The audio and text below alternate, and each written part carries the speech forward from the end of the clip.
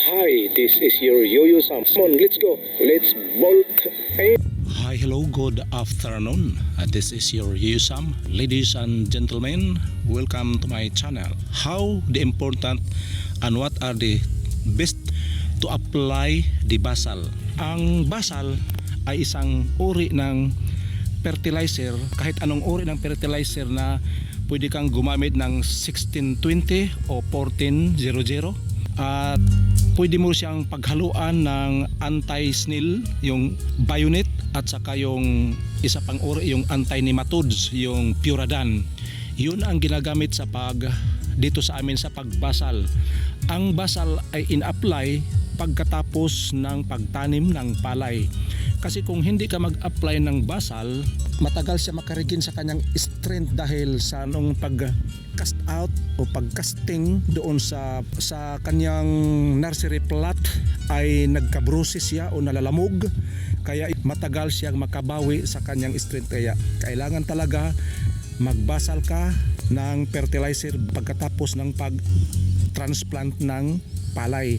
Pero hindi ka pwedeng magbasal na wala pa yung palay dahil lalo na kung ang iyong fertilizer ay may kasamang bayonet at saka anti-nematodes. Yung tatlo na yan, kung ipagpaghalo-halo mo sa pagbasal, yan ay maganda para sa iyong young rice na bagong transplant. Kasi yung anti-nematodes ay para yan dito sa mga mole cricket na nandito sa gilid-gilid na kumakain sa iyong roots ng iyong young rice. Pag mayroon kang ganyan na para sa anti-nematodes ay hindi siya makakain agad-agad.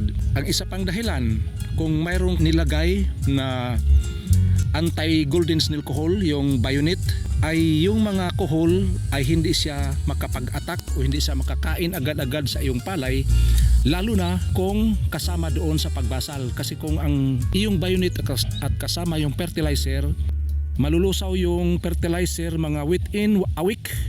Kaya tingnan nyo dito na mayroon na siya mga moss. Yan ang dahilan. Yan ay palatandaan na itong area na to, itong rice paddies na to ay nilagyan ng fertilizer. Pagkatapos ng pag-transplant, pwede ka na mag-apply ng basal. Sinasabi ko na doon na hindi talaga pwedeng magbasal kung nandun pa yung mga tao dahil yung kuko nila ay masisira, lalo na kung mix ang iyong ginagamit, yung katulad ng 3-in-1, ika nga yung fertilizer, anti-nematodes at bayonet, yung sinasabing 3-in-1. Pero doon sa anti-snail, may dalawang uri. Yung isa na in-spray yung ginagamit na sure kill, pero ang sure kill ay pangmadalian lang yan siya. Kung maulan, maari siyang ma-wash out. Nag-spray ka ngayon tapos pag-spray kalipas ang mga ilang oras, umulan, ma-wash out siya dahil isa lang siyang liquid. Hindi katulad doon sa bayonet. Matagal ang bisa noon dahil pellets kasi siya. Pag hindi pa nalulusaw ang lahat, means mayroon pa siyang effectiveness para sa iyong anti-snail.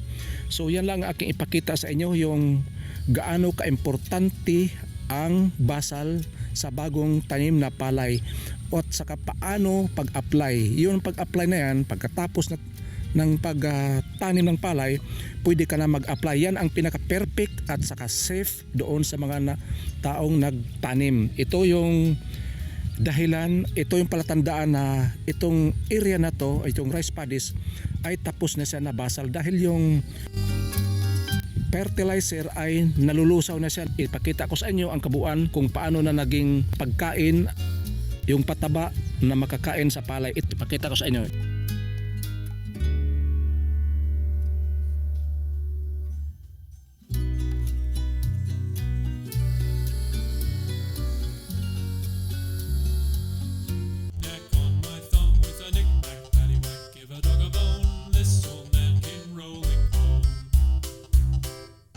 Dito naman sa aking kanan, makikita nyo rito na itong area na itong rice paddies na to ay hindi to siya nag-apply ng basal. Kaya wala ka makikita rito na mga nalulusaw na fertilizer. At saka yung iba riyan ay kinakain na ng kohol dahil ang ginagamit niya rito ay liquid form of anti-kohol. Sure kill ang kanyang ginagamit.